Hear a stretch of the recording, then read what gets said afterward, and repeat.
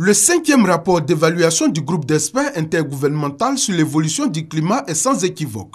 Les effets des changements climatiques sont bel et bien d'actualité et évidents.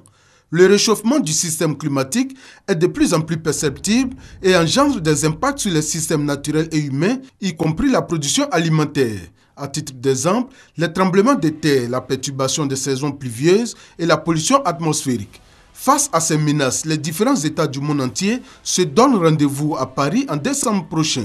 Il s'agit à cette 21e conférence des parties dénommée COP21 de réfléchir sur les dispositions à prendre pour éviter une catastrophe planétaire.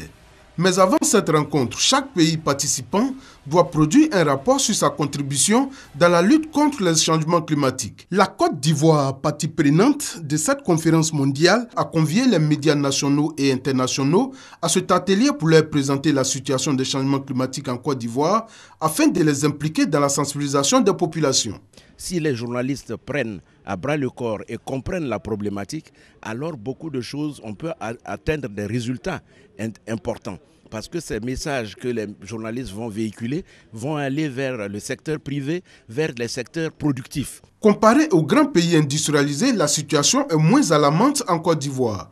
Mais les experts encouragent les dirigeants à poursuivre les efforts afin d'éviter à la Côte d'Ivoire une catastrophe naturelle.